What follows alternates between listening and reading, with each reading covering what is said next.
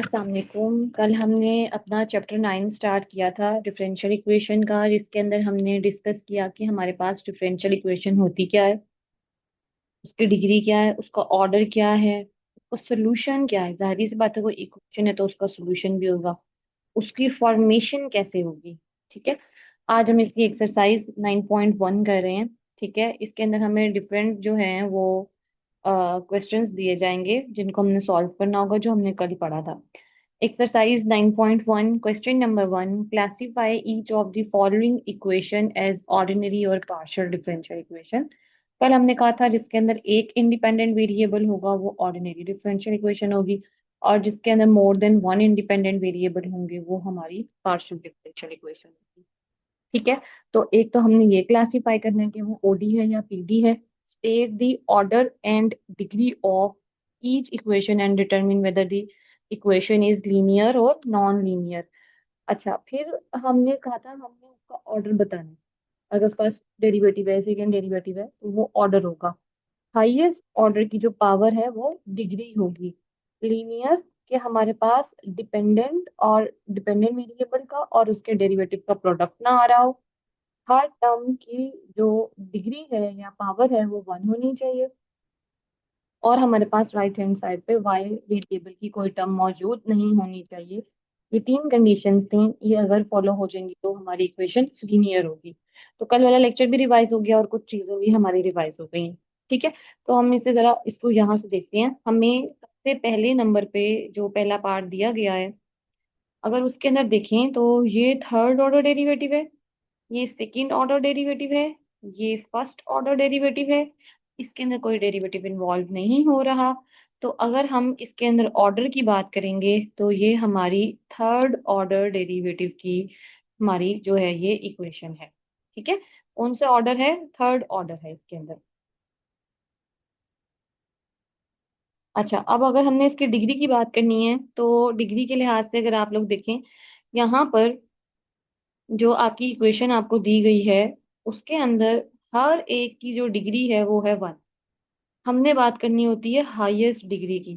ठीक है। हर एक के अंदर डिग्री क्या है? वन है। अगर आप देखें तो आपकी डिग्री वन है, चाहे वो फर्स्ट डेरिवेटिव है, सेकंड डेरिवेटिव है, थर्ड डेरिवेटिव है, हर एक के अंदर आपकी डिग्री वन ही है। तो आपके पास इस इक्वेशन की जो डिग्री है वो है हमारे पास वन। ठीक है। अच्छा, फिर उसके बाद हमारे पास जो नेक्स्ट चीज है कि हमने बताना था इक्वेशन ओडी है या पीटी है। ठीक है। तो उसके लिए अगर आप देखें इसके अंदर जस्ट टू वेरिएबल्स मौजूद हैं, एक वाई है और एक आपके पास एक्स है। मीन्स कि वाई सिर्फ और सिर्फ एक्स पे डिपेंड कर रहा है। तो जब आपके पास जस्ट वन इंडिपेंडेंट वेरिएबल होगा उस केस में वो ओडी इक्वेशन होगी। तो कितने इंडिपेंडेंट वेरिएबल हैं? वन इंडिपेंडेंट वेरिएबल है। तो ये आपके पास कौन सी इक्वेशन होगी? ऑर्डिनरी डिफरेंशियल इक्वेशन होगी। ठीक है। तो हम यहाँ पे लिख लेते हैं ये किस लिए ऑर्डिनरी डिफरेंशियल इक्वेशन है, क्योंकि इसके अंदर जस्ट वन आपके पास डिफरेंशियल डेरी वन इंडिपेंडेंट वेरिएबल है। नेक्स्ट आपने देखना है ऑर्डर हो गया। ठीक है। डिग्री हो गई। और हमारे पास जो है वो नेक्स्ट चीज क्या थी? ये टाइप होगी कि कौन सी टाइप है। यस, वो भी हमारे पास हो गई है। अच्छा, नेक्स्ट हमने उसने हमें कहा है कि बताएं ये लीनियर है या फिर नॉन लीनियर है। लीनियर के लिए क्या था कि आपके पास आपके डिपेंडेंट वेरिएबल y का और आपके डेरिवेटिव का प्रोडक्ट नहीं आना चाहिए। तो कोई ऐसी टर्म नहीं है जिसमें y और dy बाई डी एक्स आ रहा हो। ठीक है। कोई भी ऐसी टर्म नहीं है जिसमें ये आ रहा हो। ओके।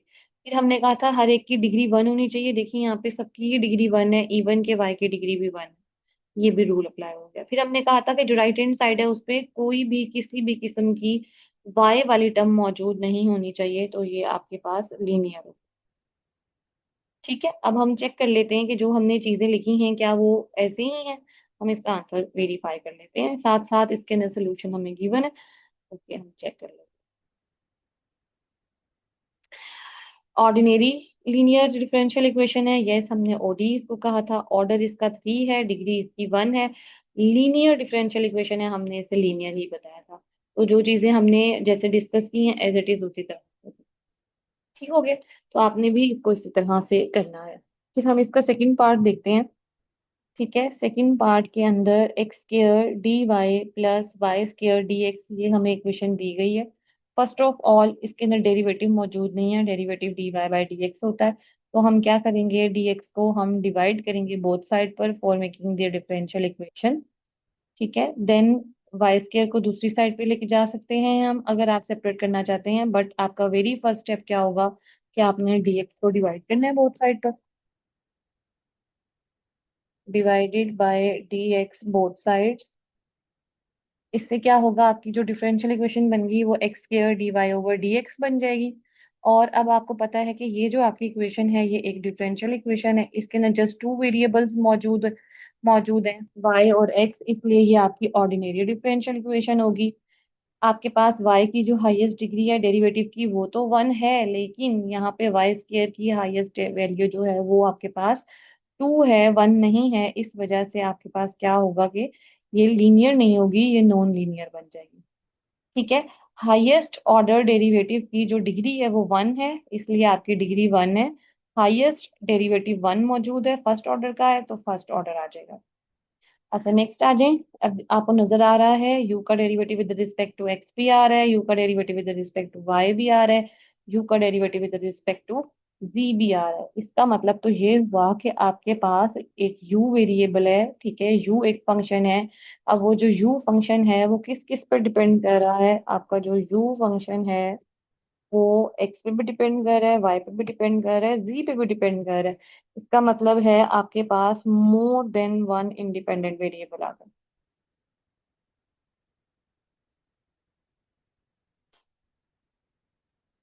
ठीक है, जब more than one independent variable आ जाएंगे उस केस के अंदर आपकी पार्शियल डिफरेंशियल इक्वेशन बनेगी। तो आप यहाँ पे क्लियरली देख सकते हैं, यहाँ लिखा हुआ है पार्शियल डिफरेंशियल इक्वेशन, हर डेरिवेटिव की जो डिग्री है वो 1 है। तो डिग्री 1 हुई, डिग्री 1 है तो ये लीनियर भी है। ठीक है, तो आपकी लीनियर है और डिग्री क्या है, 1 है। ठीक है, फिर अगर आप देखें सेकंड डेरिवेटिव यूज हो रहा है, partial square u over partial x square, partial square u over partial y square, partial square u over partial v square. Highest derivative कौन सा है, टू डेरिवेटिव है, तो इसका ऑर्डर आपके पास क्या हो जाएगा, 2 हो जाएगा। ठीक हो गया, आपने इन चीजों का ख्याल रखना है। अच्छा, आगे चलते हैं।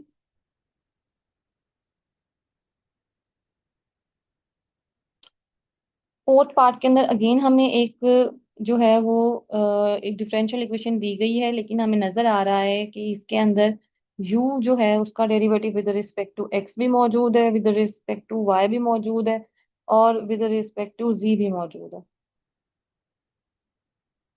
ठीक है, तो ये आपके पास एक पार्शियल डिफरेंशियल इक्वेशन हो जाएगी। अच्छा, फिर इसने कहा ये नॉन लीनियर आपके पास है, क्यों, हाईएस्ट डेरिवेटिव की डिग्री 1, हाईएस्ट डेरिवेटिव की डिग्री 1। यहाँ पे मसला आ गया, हमने कहा था डिपेंडेंट वेरिएबल का प्रोडक्ट उसके डेरिवेटिव के साथ नहीं आना चाहिए। इस टर्म की वजह से ये हमारे पास क्या हो गई है कि नॉन लीनियर इक्वेशन हो गई है। ठीक है, अगेन यू का आपके पास जो कि डिपेंडेंट वेरिएबल है उसका product with respect to y मौजूद है। हमने कहा था डेरिवेटिव का और डिपेंडेंट वेरिएबल का प्रोडक्ट मौजूद नहीं होना चाहिए, इन दो टर्म्स की वजह से क्या हो गई है, नॉन लीनियर हो गई है।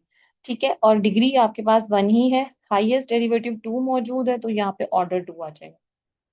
अच्छा, अब ये जो इक्वेशन है आपने याद रखना है, जो आपकी पावर होगी ना वो कभी भी फ्रैक्शन के अंदर नहीं होगी, जैसे कि यहाँ पे 3/2 दिया हुआ है। अच्छा, सबसे पहले बात करते हैं क्या ये ऑर्डिनरी है। ऑर्डिनरी के अंदर हमारे पास जस्ट टू वेरिएबल्स होते हैं, वाई और एक्स। तो यस, वाई और एक्स जस्ट टू वेरिएबल्स मौजूद हैं, तो ऑर्डिनरी है। अब नॉन लीनियर, नॉन लीनियर के अंदर तो 1 के अलावा कोई पावर होनी ही नहीं चाहिए थी, तो ये इस पावर की वजह से ये क्या हो जाएगा, ये आपके पास नॉन लीनियर हो जाएगा। ठीक है, अब आपने जब डिग्री निकालनी है तो वो कभी भी फ्रैक्शन में नहीं होगी, तो आप क्या करेंगे, 2 पावर जो है वो स्केलिंग करेंगे बोथ साइड पर। तो आपने अपनी इक्वेशन के अंदर यहाँ पे क्या किया है, स्केलिंग कर ली है बोथ साइड पर। ठीक है, स्केलिंग करने से क्या होगा, ये 2 2 से कैंसिल हो जाएगा, पावर 3 हो जाएगी। अब अगर आप लोग देखेंगे आपका हाईएस्ट डेरिवेटिव है 2, तो आपके पास इस टर्म की वजह से आपका जो ऑर्डर है वो आ गया है 2। अब हाईएस्ट ऑर्डर की जो डिग्री है वो 3 है। ठीक है, हाईएस्ट ऑर्डर की जो डिग्री है वो 3 है, आपने 4 नहीं लिखनी क्योंकि 1 ऑर्डर की जो डिग्री है वो 4 है, हाईएस्ट ऑर्डर की डिग्री 3 है। ये कल हमने काम किया था types. Order, degree, linear, non linear. तो ये हमारी आज दोबारा रिवीजन हो गई है। ये आपके एमसीक्यूज हैं, आपने इनको अच्छी तरह से अपने माइंड में रखना है, इनको आपने स्किप नहीं करना। क्वेश्चन नंबर 2 पे चलते हैं। इसके अंदर हमें एक इक्वेशन दे दी जाएगी, मीन्स कि हमें सोल्यूशन दे दिया गया है। हमने उसकी डिफरेंशियल इक्वेशन फाइंड करनी है कि ऐसा क्या करेंगे हमें उसकी डिफरेंशियल इक्वेशन मिल जाए। ठीक है। और हमने कहा था कि हम क्या करेंगे, जस्ट डेरिवेटिव ले लेंगे, जितने कांस्टेंट होंगे उतने डेरिवेटिव हम अप्लाई करेंगे। उससे क्या होगा, हमें हमारी डिफरेंशियल इक्वेशन मिल जाएगी। लेकिन अब इसके अंदर क्या हो रहा है कि ये जो हमारी इक्वेशन है, इसके अंदर y इक्वल दिया हुआ है x+3 e⁻⁻। ठीक है। अब ये आपकी जो क्वेश्चन है, इसके अंदर ना हमें एक्स्ट्रा कोई कांस्टेंट नहीं दिया गया। अब वो यहाँ पे क्या कहता है, ई आपका ऑर्बिट्रेरी कांस्टेंट है। ऑर्बिट्रेरी कांस्टेंट क्या था, जो हमारी वैल्यूज चेंज, क्योंकि जैसे ही एक्स की वैल्यूज 1 2 3 4 सो ऑन होती जाएंगी, ई की पावर के अंदर है, तो वो आपको वैल्यूज मिलती जाएंगी। तो ये ऑर्बिट्रेरी कांस्टेंट, ये भी कांस्टेंट है। एक कांस्टेंट को किसी कांस्टेंट से मल्टीप्लाई करेंगे, हमेशा एक कांस्टेंट ही आपके पास आंसर आएगा। तो हमने क्या करना है, इसको डिफरेंशिएट कर देना। हमने इक्वेशन नंबर 1 को डिफरेंशिएट कर दिया with respect to x. Y का डेरिवेटिव एक्स, एक्स का डेरिवेटिव 1, और 3 as it is constant multiple का एक्सपोनेंशियल का डेरिवेटिव एक्सपोनेंशियल ही होता है, और आगे पावर का डेरिवेटिव लेते हैं, वो हमारे पास -1 आ जाएगा। ठीक है। दोबारा यहाँ पे बता देती हूँ कि आपके पास जो आपका एक्सपोनेंशियल फंक्शन होता है ना, उसका जो डेरिवेटिव होता है वो एक्सपोनेंशियल ही होता है। लेकिन हम उसकी पावर का डेरिवेटिव लेते हैं तो वो आपके पास -1 आ जाएगा, क्योंकि एक्स का डेरिवेटिव होता है 1।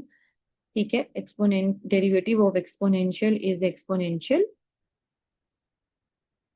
और साथ में आप फिर डेरिवेटिव ले लेंगे उसकी पावर का। अभी स्टार्ट है। अभी मैं आपको ये कहूंगी कि आप इन बुक के अंदर तो जाहिर सी बात है डायरेक्ट सोल्यूशन होते ही हैं, आपने डायरेक्ट नहीं चलना, ताकि आपकी कोई मिस्टेक ना हो। ठीक है। एक्स का डेरिवेटिव 1 होता है, तो माइनस एक्स का डेरिवेटिव -1 हो जाएगा। तो ये आपके पास क्या बन जाएगा, -e⁻⁻।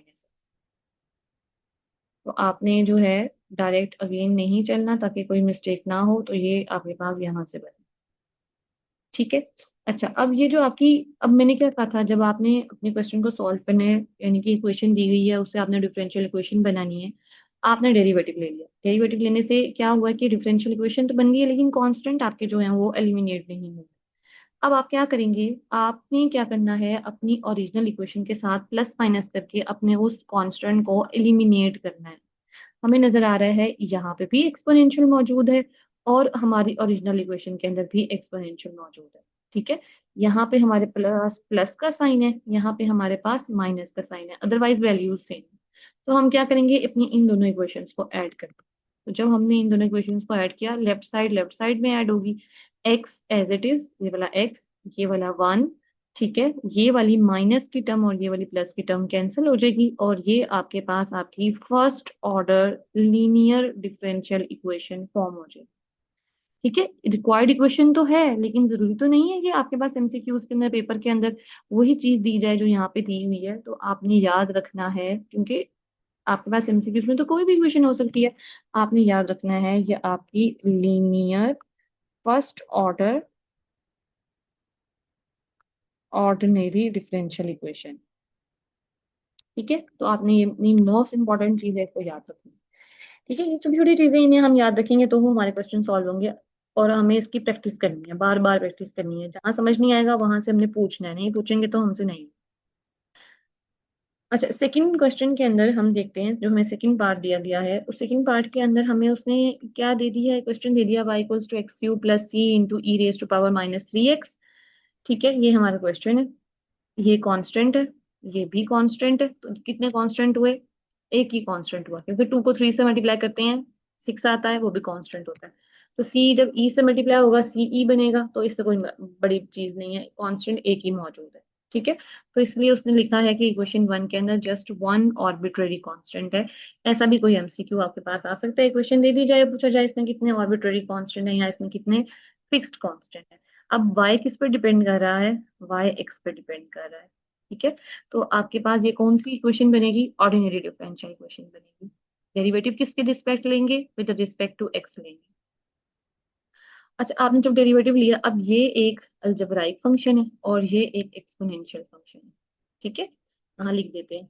ये एक, ये हमारे पास अलजेब्राइक फंक्शन है और नेक्स्ट हमारे पास एक्सपोनेंशियल फंक्शन है। जब हमारे पास इस तरह से दो फंक्शंस का प्रोडक्ट आ रहा होता है तो उस केस में हमारे पास लगता है प्रोडक्ट रूल। ठीक है, अब प्रोडक्ट रूल क्या था कि आपने डेरिवेटिव लिया।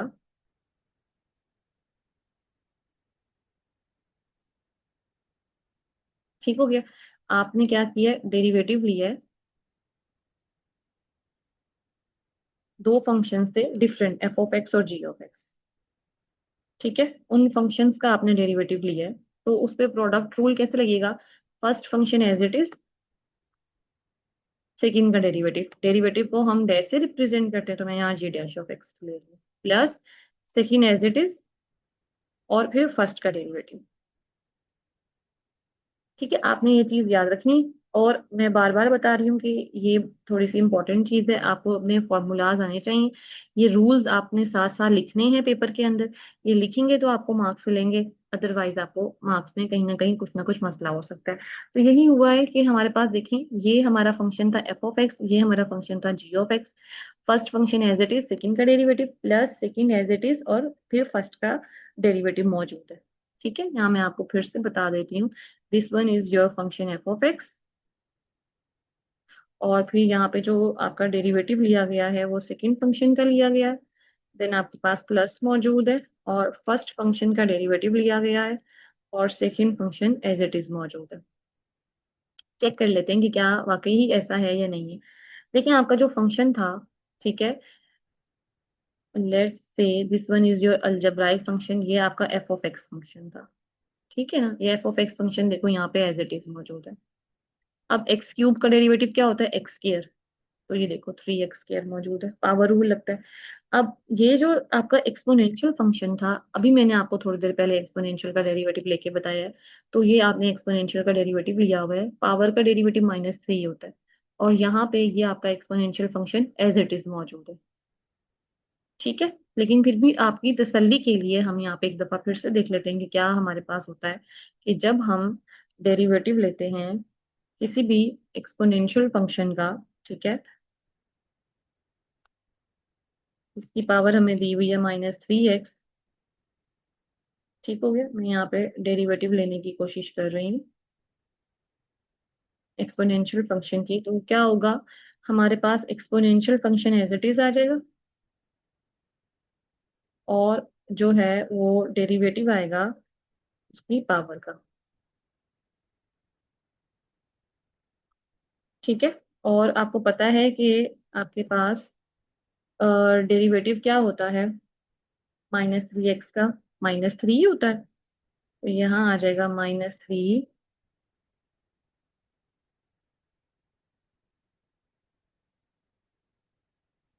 एक्सपोनेंशियल, और फिर उसकी पावर है आपके पास -3x। ठीक है, तो आपने जो है ये देखें, अब जैसे मैं आपको बार बार चीजें बता रही हूँ, आपने उनका ख्याल रखना है। डेरिवेटिव सबसे इंपॉर्टेंट है, डेरिवेटिव को स्किप नहीं करना। और डेरिवेटिव को स्किप करने से चीजें क्या हो जाएंगी, खराब हो जाएंगी। तो ये मैंने आपको आपके एक्सपोनेंशियल फंक्शन की, ये मैंने आपको डेरिवेटिव बता दी। ठीक है, अब ये जो सारा का सारा डेरिवेटिव है, ये सारी वैल्यू ये यूज होगी। ठीक है, तो आपने ना अब इसको अपने माइंड में रखना है कि हमने किस तरह से जो है वो जी डैश ऑफ एक्स का डेरिवेटिव निकाला था। अच्छा, इसी तरह से हम अपने फंक्शन एक्स स्क्वायर का भी डेरिवेटिव निकाल लेते हैं। फंक्शन क्या है, एक्स क्यूब। एक्स क्यूब के ऊपर लगेगा पावर रूल। तो जब आप एक्स क्यूब का डेरिवेटिव लेंगे, पावर रूल क्या था, पहले पावर, फिर बेस, और फिर बेस की पावर में से एक माइनस।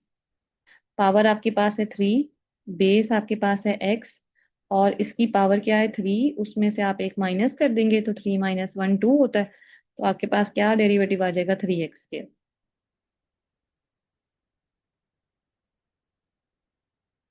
ठीक है, क्या आ जाएगा, 3x²। तो ये जो आपने ये निकाला हुआ है, ये रहा। ठीक है, ये आपका 3x² जो है वो ये डेरिवेटिव निकला हुआ है।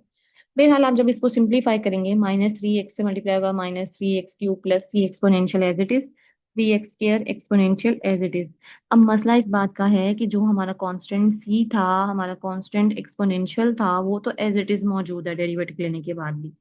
जबकि हमने कहा था कि जब हम फॉर्मेशन करेंगे तो हमारा मेन टारगेट होगा, हमने सी को एलिमिनेट करना है। सी कैसे एलिमिनेट होगा? इट्स मीन्स कि जहां जहां पर ये ओरिजिनल वैल्यू मौजूद है, आप उसकी जगह पे वाई पुट कर देंगे।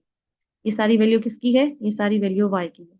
तो आप इस पूरी की, ये जो 3 को छोड़ के x³ प्लस सी e⁻³ है, इसकी जगह पे y आ जाएगा। ये देखिए, इस पूरी टर्म की जगह पर यहाँ पर ये y आ। अब ये -3y इस तरह आ जाएगा, तो ये बन जाएगा +3y।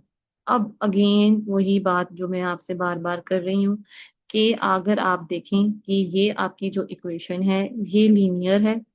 किस तरह लीनियर है? क्योंकि डेरिवेटिव आपके पास 1 है, y की पावर 1 है, राइट साइड पर कोई वैल्यू y वाली अपीयर नहीं हो रही। तो ये आपके पास linear first order ordinary differential equation. ठीक है, तो ये छोटी छोटी चीजें हैं, आपने इनको अपने माइंड में बार बार रखना है। ये मैंने आपके साथ फाइल शेयर इसीलिए की है ताकि आप इसको देखें, बुक खरीद लें, परचेज कर लें, और आप लोग इसको स्टेप बाय स्टेप करने की कोशिश करें, डायरेक्ट ना करें। कुछ चीजें यहाँ पे डायरेक्टली दी गई हैं, जैसे फॉर्मूलाज नहीं बताए गए, वो मैं आपको साथ साथ बता रही हूँ, नोट करते जाएं ताकि पेपर के टाइम पे आपको मुश्किल ना हो, आसानी हो।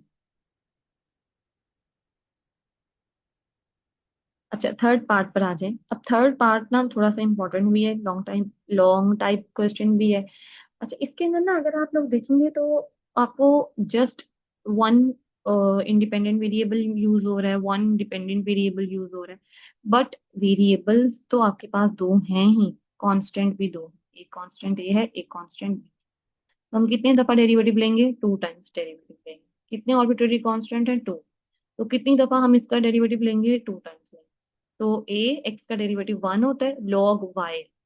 अच्छा, अब log x का डेरिवेटिव होता है 1/x। लेकिन अगर बेस आपके पास x के अलावा कुछ और आ रही हो तो आप उसका भी डेरिवेटिव लेते हैं, और y का डेरिवेटिव dy/dx आ जाएगा, b का डेरिवेटिव 0 आ जाएगा। ठीक है, तो ये थोड़े से इंपॉर्टेंट रिजल्ट हैं, इन्हें मैं यहाँ लिख देती हूँ, जैसे मैंने लास्ट लेक्चर में भी लिखे थे। Derivative of constant is 0। ठीक है, एक आपने ये याद रखना है, डेरिवेटिव ऑफ x इज 1। ठीक है, एक आपने ये रिजल्ट याद रखना है।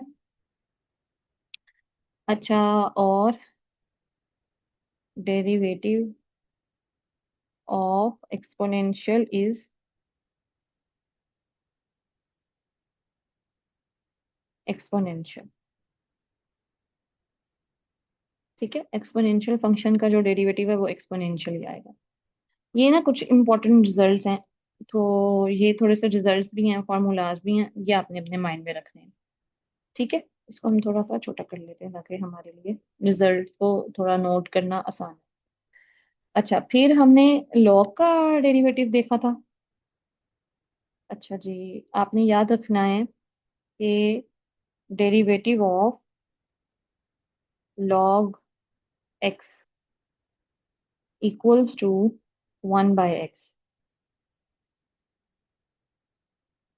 ठीक है, अगर x के अलावा कोई और वेरिएबल आ जाएगा तो उस वेरिएबल का हम आगे डेरिवेटिव लेंगे।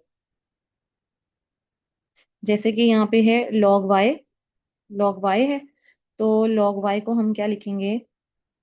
Derivative of log y equals to 1/y। ठीक है, और फिर आगे डेरिवेटिव y का ही।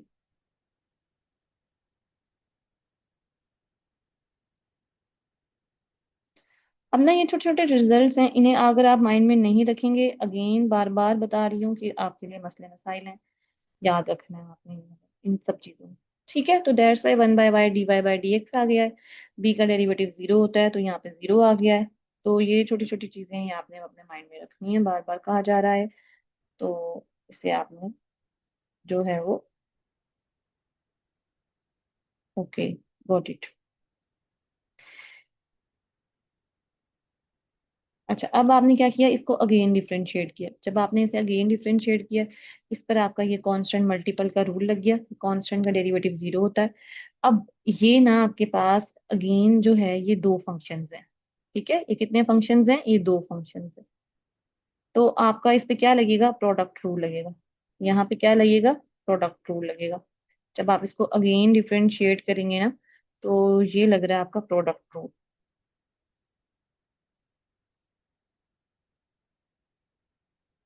अच्छा, प्रोडक्ट रूल क्या था, first function as it is second का derivative, second as it is first का डेरिवेटिव, ऐसे ही था ना। तो ये देखें, फर्स्ट 1/y है एज इट इज, जब आप डेरिवेटिव लेंगे अगेन डेरिवेटिव ही आएगा।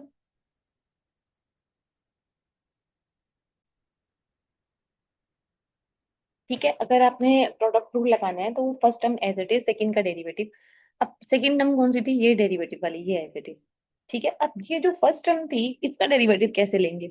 ये जो 1/y है ना, तो जब y को ऊपर लेकर आएंगे ना तो y की पावर हो जाएगी -1। अब जब आप इसके ऊपर लगाएंगे पावर रूल, पावर रूल क्या कहता है, बेस सॉरी पावर, पावर आपकी -1 है, फिर बेस, बेस आपके पास y, उसकी पावर में से एक कर दें मन, माइनस कर दें। तो हमने एक को माइनस कर दिया। अच्छा, फिर वो कहते हैं अगर x के अलावा कोई और टर्म है ना, आपने उसका डेरिवेटिव लेना है।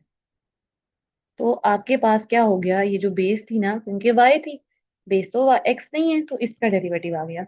तो आपके सामने ही है कि ये -1, ये -1 कितना हो जाएगा, -2। That's why this term is -y⁻²dy/dx। इस डेरिवेटिव का अगेन डेरिवेटिव लेंगे तो सेकंड ऑर्डर डेरिवेटिव आ जाएगा। ठीक है, अब ये भी डेरिवेटिव वाली टर्म है, ये भी डेरिवेटिव वाली टर्म है। अब ये भी डेरिवेटिव है, ये भी डेरिवेटिव है। याद रखने, एक फंक्शन जिसका हम अगेन डेरिवेटिव ले रहे हैं वो d²y/dx² है। लेकिन जब हम x को x से मल्टीप्लाई करते हैं x स्क्वायर आता है, y को y स्क्वायर से मल्टीप्लाई करते हैं y स्क्वायर आता है। इसी तरह से ये टर्म है डेरिवेटिव, इस डेरिवेटिव को जब इस डेरिवेटिव से मल्टीप्लाई करेंगे तो dy/dx का स्क्वायर आएगा। और जब ये टर्म वापस नीचे लेके जाएंगे तो ये क्या बन जाएगी, -1/y⁻²। माइनस तो नहीं आएगा क्योंकि वापस ये नीचे आ गई है, तो y⁻² हो जाएगा। तो दैट्स वाई ये 1/y²। अब आपने क्या करना है कि आपकी बेस के अंदर यहाँ भी y² है, यहाँ भी y है, तो आपने y² से अपनी पूरी की पूरी इक्वेशन को मल्टीप्लाई कर देना है, मल्टीप्लाइंग बाय y²। y² से मल्टीप्लाई कर दिया, y यहाँ y आ जाएगा, ये y² खत्म हो जाएगा, इधर y² आ जाएगा। ठीक है, अब आपके पास ये भी आपकी सेकंड ऑर्डर का डेरिवेटिव मौजूद है, ये भी सेकंड ऑर्डर का डेरिवेटिव मौजूद है। इस टर्म को इस साइड लेकर आएंगे, इन दोनों में से d²y/dx² कॉमन निकाल लेंगे। जब आप इसको कॉमन निकालेंगे ये आपकी रिक्वायर्ड इक्वेशन बन जाएगी। अच्छा, अब मुझे बताएं कि क्या ये लीनियर है। नो, क्योंकि इसके अंदर y का प्रोडक्ट डेरिवेटिव के साथ आ रहा है। तो ये आपकी फर्स्ट ऑर्डर नहीं है, सेकंड ऑर्डर है, डिग्री 1 ही है। ठीक है, second order non linear ordinary differential equation.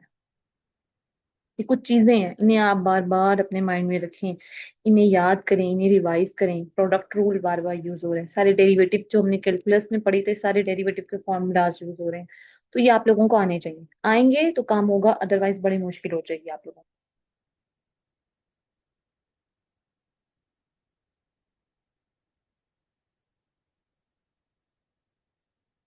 अच्छा, आगे चलते हैं। क्वेश्चन नंबर 3 हमने स्किप कर दिया, तो वो थोड़ा सा टफ था। टफ इस तरह से था कि उसके अंदर बहुत सारी जेन्युइन मैथमेटिक्स यूज हो रही है, और सर्कल, इलिप्स और हाइपरबोला। तो वो अगर हम उस पर टाइम लगाएंगे तो हम आगे नहीं जा सकते, तो हमने जो है वो मेन चीज करने लगे हैं। क्वेश्चन नंबर 4 पे आ जाते हैं। Solve the following initial value problems. Initial value problem आपको 1 पॉइंट पे दिए जाते हैं। इनिशियल वैल्यू कंडीशन थी प्रॉब्लम, जिस भी क्वेश्चन को सॉल्व करने के लिए हम कंडीशन को यूज करेंगे उसे हम कहेंगे इनिशियल वैल्यू प्रॉब्लम। ऐसे क्वेश्चंस की जगह पर, इनिशियल वैल्यू प्रॉब्लम की जगह पे IVP भी लिखा हो सकता है, तो आपने इसे कंफ्यूज नहीं होना। I initial, V value, P problem. ठीक है, फर्स्ट ऑर्डर डिफरेंशियल इक्वेशन दी गई है, एक ही कंडीशन दी गई है, जनरल सोल्यूशन भी गिवन है, मतलब इक्वेशन का सोल्यूशन भी आपको साथ ही गिवन है। ठीक है, इसका मतलब है ये आपको x दिया हुआ है, y@3 = 4, यानी कि जब x 3 था तो y की वैल्यू क्या थी, 4। आपने इसके अंदर पुट कर देनी है, x की जगह 3 पुट करेंगे, 3 का स्क्वायर 9, y की जगह पे आप 4 पुट करेंगे तो 4 का स्क्वायर 16, 9 और 16 कितने होते हैं आपके पास, 25 होते हैं। इसका बोथ साइड पे स्क्वायर रूट लेंगे तो आपके पास c की वैल्यू आ जाएगी +- c। ठीक है, यहाँ से c क्या आ जाएगा, +- आ जाएगा, उसको इसकी जगह पे पुट कर देंगे। आपका क्वेश्चन सॉल्व हो चुका है। आपने सिर्फ क्या करना था, आपने सिर्फ और सिर्फ c की वैल्यू ही तो फाइंड करनी थी। ठीक है, आपने सिर्फ यही काम तो करना था। चलें चेक कर लेते हैं ये क्या किया इन्होंने। यस, ये देखें, आपको x और y गिवन है, वैल्यूज पुट की, C5 आ गया, ये पुट कर दिया, आपका क्वेश्चन सॉल्व हो गया। ठीक है, इतना सा काम ही करना था। अच्छा, इसी तरह से हम आते हैं क्वेश्चन नंबर 2 के ऊपर। ठीक है, हम ऊपर से ही कर लेते हैं ताकि हमें नीचे ना आना पड़े और बार बार जो है वो चीजें हमारी डिस्टर्ब ना हो। मतलब हमें देख देख के नहीं करना, कुछ खुद से भी करना है। अच्छा, जैसे उसने हमें यहाँ पर, ये हमें जनरल सोल्यूशन दिया था। ठीक है, अच्छा, अब उसने ना आपको ये y की सारी वैल्यू दे दी है e+3, ये जो है ना ये x की वैल्यू है। अच्छा, जब आप यहाँ पे पुट करेंगे, ठीक है, x की जगह पे पुट करेंगे e+3 इक्वल्स टू, y की जगह पे पुट करेंगे -1 का स्क्वायर 1 ही होता है, 1 + c, और साथ में है e⁻⁻x। तो e की पावर के अंदर आपने क्या पुट करना है, -x। ठीक है, माइनस ऑलरेडी है, x की वैल्यू है -1, तो माइनस माइनस प्लस हो जाएगा। तो हम यहाँ से इसको जब सॉल्व करेंगे तो ये बनेगा e+3 इक्वल्स टू, ठीक है, 1 + c इंटू ई, और जब नेक्स्ट करेंगे तो e+3 इक्वल्स टू e+ce। ठीक है, तो जो आपके पास आपका एक ई है वो दूसरे ई से कैंसिल हो जाएगा, ये वाला ई इस ई से कैंसिल हो जाएगा, तो आपके पास क्या बचा, 3 = CE। आपने सी की वैल्यू फाइंड करनी होती है, तो सी आ गया 3/e।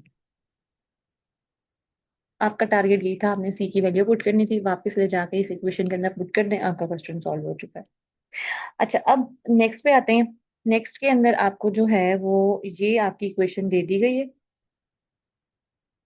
ठीक है, अच्छा, अब कंडीशंस देखते हैं। एक आपको सिंपल y पे कंडीशन दी गई है, एक आपको डेरिवेटिव पे कंडीशन दी गई है। ठीक है, इसको करते हैं।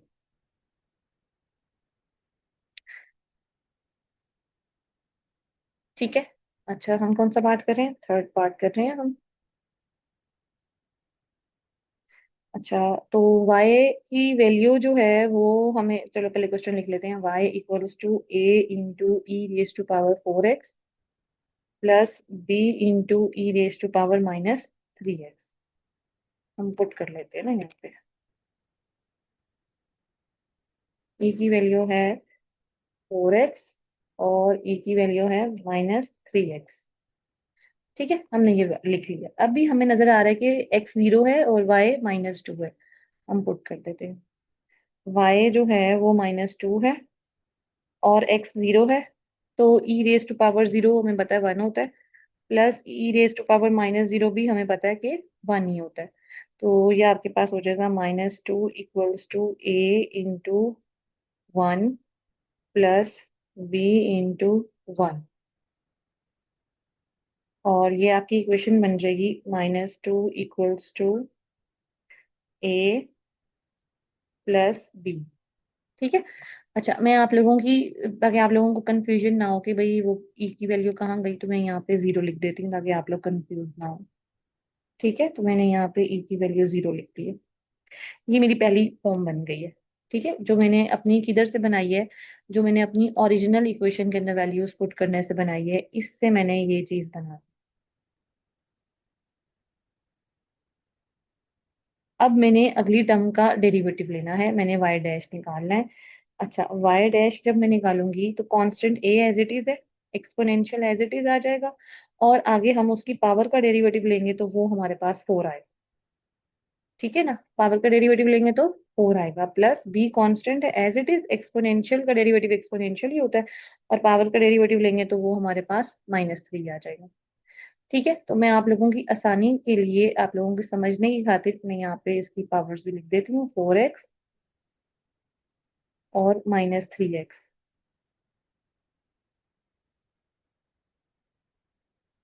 अब अगर आप देखें, x 0 है और y की वैल्यू जो है वो 6 है, तो हम ये वैल्यू जरा इसके अंदर पुट कर देते हैं।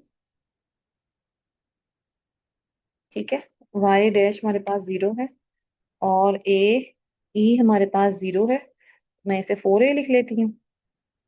ठीक है, प्लस इसे हम प्लस माइनस माइनस हो जाएगा, -3b e raise to power हमारे पास 0 हो जाएगी, तो यहाँ से 0 इक्वल हो गया 4a - 3b के इक्वल हो गया, और यहाँ से 4a इक्वल आ गया 3b के। ठीक है, और यहाँ से a इक्वल हो गया, ठीक है, 3b/4 के।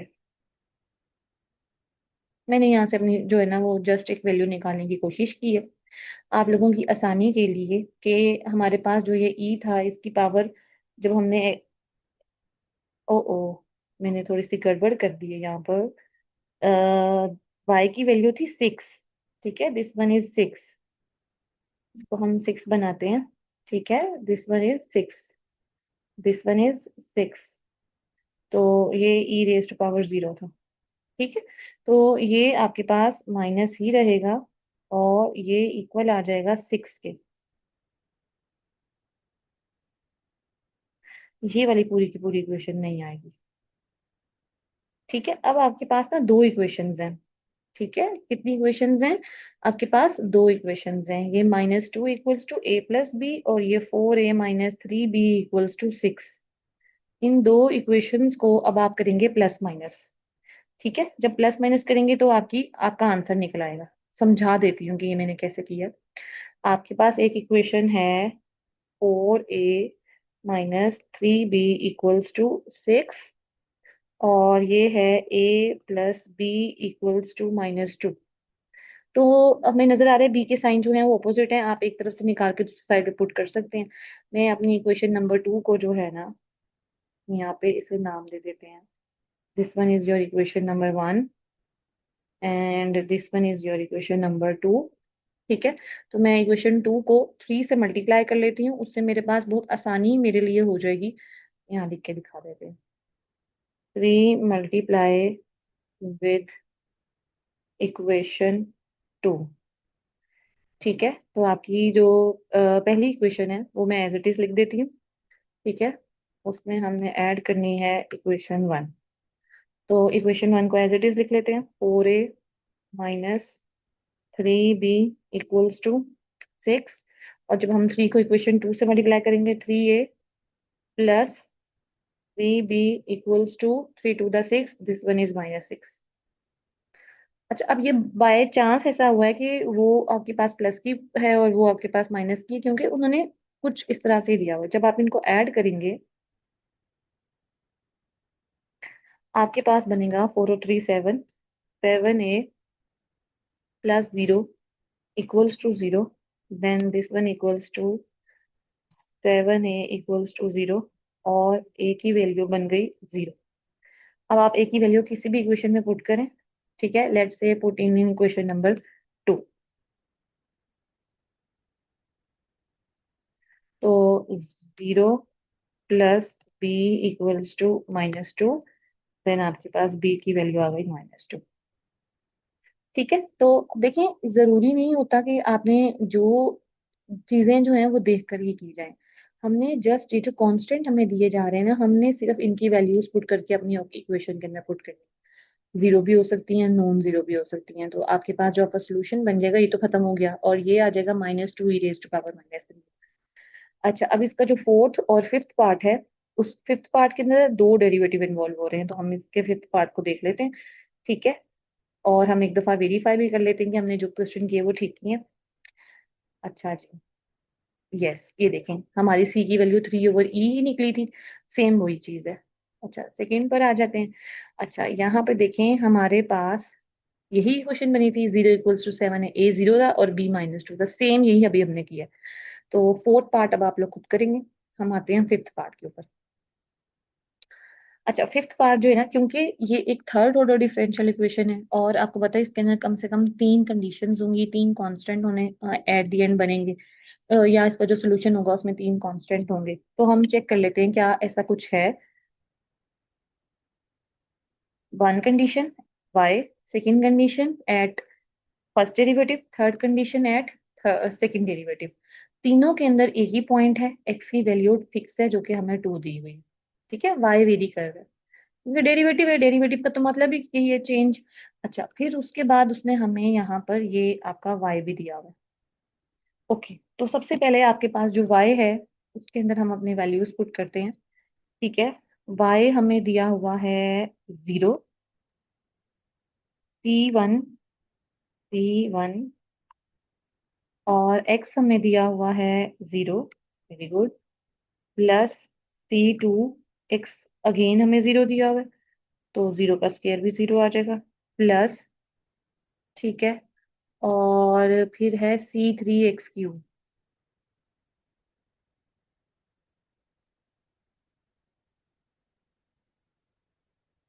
सॉरी, हमें एक्स तो 2 दिया हुआ है, एक्स की वैल्यू तो फिक्स है, ये देखें एक्स की वैल्यू तो फिक्स है 2। तो हम इसमें 0 क्यों पुट कर रहे हैं, that's 1 is 2, x square 2 square is 4, ठीक है, and 3 square is 2 cube is 8, x cube है ना। तो आपके पास 0 किसके इक्वल हो गया, 2C1 plus 4C2 plus 8C3। ये आपकी पहली क्वेश्चन बन चुकी है, देखो सेम यही क्वेश्चन बनी हुई है। तो इसमें तो परेशानी की कोई बात ही नहीं थी। अच्छा, अब हमने लेना है इसका डेरिवेटिव। जरा हम इसका फर्स्ट डेरिवेटिव ले लेते हैं। अच्छा, फर्स्ट डेरिवेटिव लेंगे तो ये आ जाएगा वाई डैश, और एक्स का डेरिवेटिव होता है 1, C1 एक्स का derivative, derivative of x is 1, plus C2 x square का डेरिवेटिव 2x, पावर रूल लगेगा, C3 एक्स क्यूब का डेरिवेटिव 3x स्क्वायर। ठीक है, तो ये हमने अपना जो है वो सेकंड डेरिवेटिव, फर्स्ट डेरिवेटिव जो है वो निकाल लिए।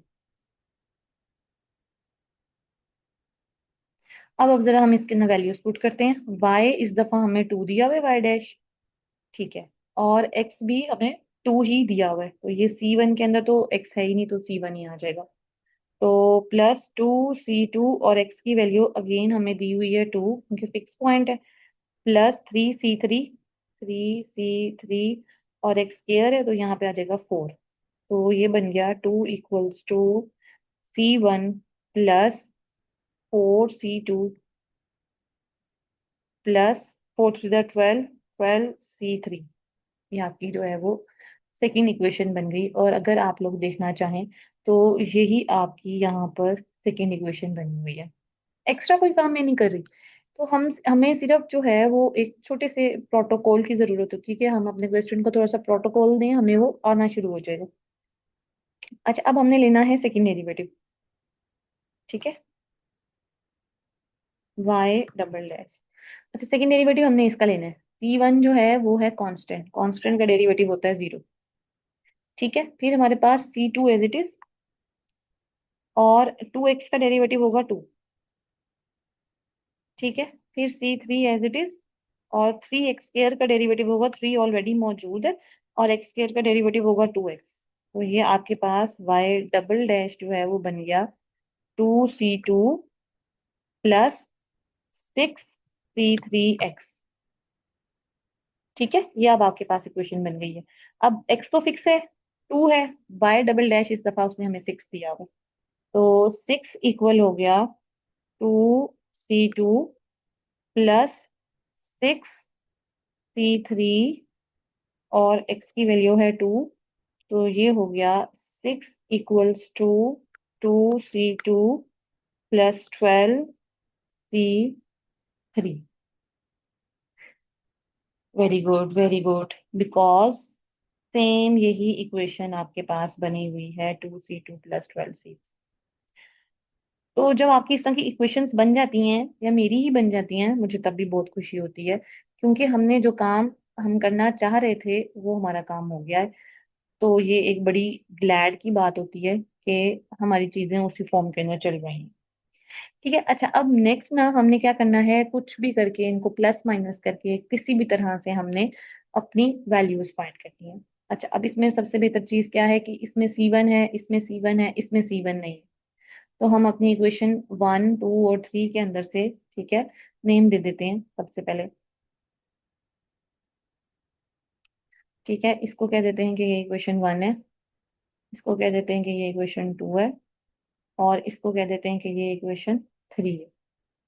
तो इक्वेशन 1 और 2 को जो है हम सिंप्लीफाई कर लेते हैं ताकि हमारा C1 खत्म हो सके। हमें इक्वेशन 1 के अंदर 2 नजर आ रहा है, इक्वेशन 2 के अंदर 2 नजर नहीं आ रहा। तो हम इक्वेशन 1 -2 इंटू इक्वेशन 2 कर देते हैं। तो 0 इक्वल आ जाएगा 2C1, ठीक है, +4C2 +8C3। और जब आप 2 को 2 से मल्टीप्लाई करेंगे 4 बनेगा। 4 = 2C1। ठीक है, यहाँ पे थोड़ा थोड़ा गैप दे देते हैं क्योंकि हमने साइन चेंज करने होंगे, हम सब्ट्रैक्ट कर रहे हैं ना।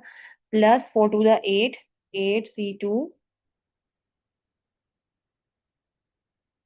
अच्छा, फिर है +12 को जब आप 2 से मल्टीप्लाई करेंगे 24 24C3। ठीक है। अच्छा, अब जब हमने ना इनके, क्योंकि सब्ट्रैक्ट कर रहे हैं, सब्ट्रैक्शन के अंदर तो साइन चेंज होते हैं, तो जब हम साइन चेंज करेंगे तो ये नेगेटिव साइन हो जाएगा। ठीक है, ये नेगेटिव साइन हो जाएगा। ठीक है, नेगेटिव साइन हो जाएगा, और ये भी आपका नेगेटिव साइन हो जाएगा। सही हो गया। अच्छा, अब हम जरा इसको सॉल्व करते हैं। तो जब हम इसको सॉल्व करेंगे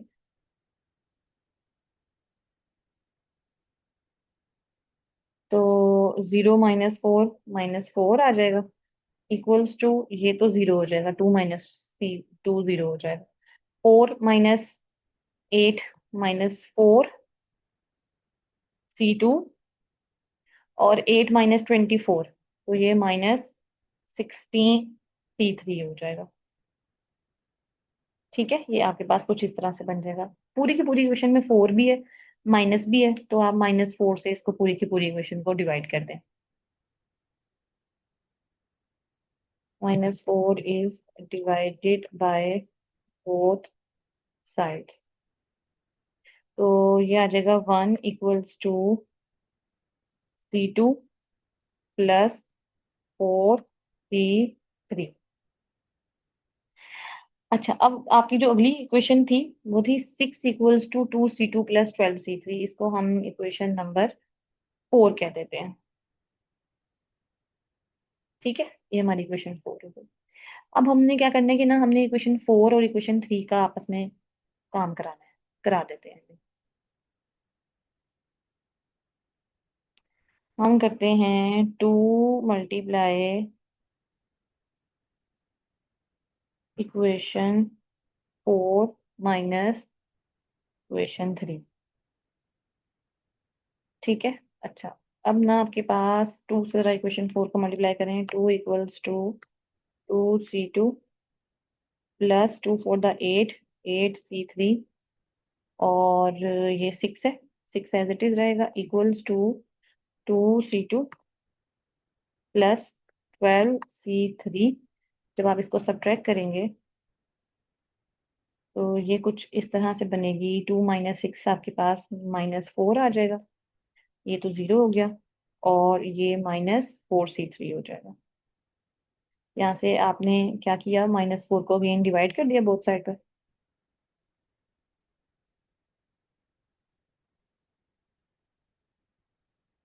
तो यहाँ से आपको C3 की वैल्यू मिल गई है +1।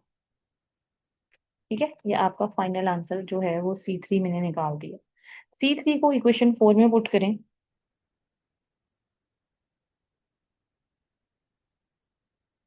तो आपके पास है 1 equals to C2 plus 4, C3 1 आया। ठीक है, 1 equals to C2 plus 4, 1 minus 4 which is equals to -3। तो ये आपके पास आपकी C2 निकल आई है। अब आपने C1 निकालनी है। ठीक है, C1 निकालने के लिए आप वापस अपनी इक्वेशन नंबर 1 में चले जाएं, मुझे कोई इतराज नहीं। इक्वेशन 1 में जाके आप लोग वैल्यूज पुट करते हैं। ठीक है, हम लिख देते हैं put in equation 1। 0 equals to 2C1 plus 4, C2 आपके पास -3 निकली है, प्लस 8, C3 आपके पास 1 निकली है। ठीक है, तो ये बन जाएगी 2C1 -12 प्लस 8।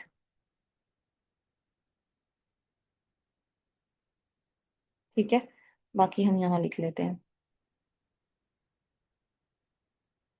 तो ये हो जाएगा 2C1 -4 equals to 0, which is equals to 2C1 equals to 4। और जब आप यहाँ पे 2 को बोथ साइड डिवाइड करेंगे तो C1 की वैल्यू आपके पास आ जाएगी 2। 2 टू द 4 होता है। अब देखिए, मैंने आपको यहाँ पे सारी की सारी वैल्यूज खुद निकाल के दी हैं, ताकि आप लोगों को ये ना हो कि आपको असाइन कर दिया गया या मुश्किल क्वेश्चन था, बस थोड़ा सा कॉम्प्लिकेटेड था, प्लस माइनस करना था। तो ये मैंने आपको यहाँ पे खुद सॉल्व करके बताया, यहाँ से बुक से भी नहीं बताया कि यहाँ से यूं कर लें, प्लस माइनस कर लें, ऐसा कुछ कर लें। नोट कर लें, C3 1 है, C1 2 है, और C3 -3 है, यानी कि 2 -3 और 1 आपके पास आंसर आए हैं। ठीक है, चेक कर लेते हैं कि क्या हमारे पास यही आंसर आते हैं। Yes, C3 is 1। चेक कर लें, C3 आपके पास 1। अच्छा, C3 1 ही निकला हुआ।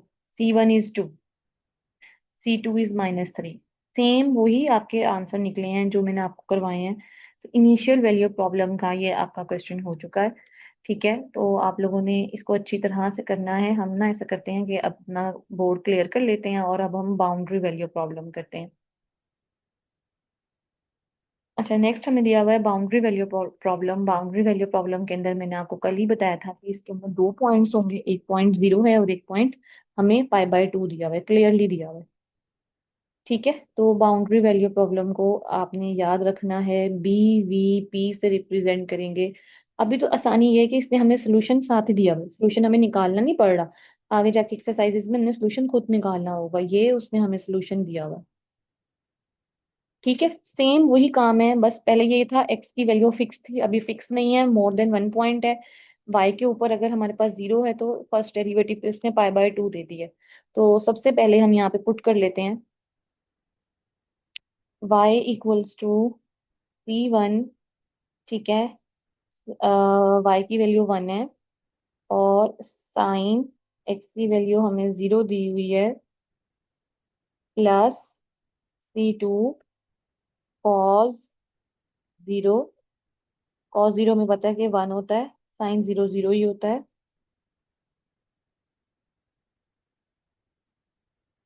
ठीक है, cos 0 1 होता है। तो यहाँ से बहुत आसान काम हो गया कि भाई हमें C1 तो डायरेक्ट ही मिल गया। बेहतरीन नंबर लगे तो। ठीक है, इससे बेहतर तो कुछ आसान काम हो नहीं सकता था। अच्छा, अब आपके पास है डेरिवेटिव। कॉस का डेरिवेटिव माइनस साइन, साइन का डेरिवेटिव कॉस।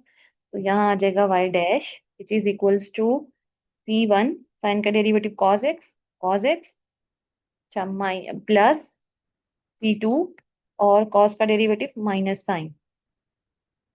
तो आपके पास y डैश बन गया C1 cos x minus C2 sin x। Values put करते हैं, y आपको -1 दिया हुआ है और x आपको π/2 दिया गया है। C1 cos π/2 का मतलब होता है 90 डिग्री। ठीक है, आप π/2 भी लिख सकते हैं, कोई मसला नहीं है। अब आपको पता है कि साइन 90 1 होता है और cos 90 0 होता है। तो इससे ज्यादा आसान क्वेश्चन और क्या होगा जिसके अंदर हमें कोई किसी तरह की कोई जो है वो सिंप्लीफिकेशन नहीं करनी हुई, डायरेक्ट हमारा क्वेश्चन हो गया। -1 equals to 0 minus C2 and -1 equals to -C2, then C2 equals to 1। C1 की वैल्यू भी 1 है, C2 की वैल्यू भी 1 है। तो इससे तो बेहतर कुछ हो नहीं सकता, इससे तो आसान मेरा नहीं ख्याल कि कुछ हो सकता है। चेक कर लें, C2 आपके पास 1 आया हुआ है, ठीक है। और C1 नहीं निकाला हुआ, C2 1 है, C2 1 है, ठीक है। यहाँ पे आपने अपनी इक्वेशन के अंदर वैल्यूज पुट कर दी हैं, आपका क्वेश्चन सॉल्व हो चुका है। देखें, C1 भी 1 है, C2 भी 1, दोनों की जगह 1 पुट किया हुआ है। ठीक हो गया। सेकंड पार्ट सेम इसी तरह से होगा, वो अब आप लोगों ने खुद ही कर लेना है। अगर इसमें कोई मसला आएगा तो आपने मुझसे पूछ लेना है। कोई इशू है आप लोग मुझसे पूछ सकते हैं, मैं आप लोगों के लिए यहाँ पे मौजूद हूँ। ठीक है, अच्छी तरह से इसको करें, बेहतर तरीके से। Thank you. Allah Hafiz.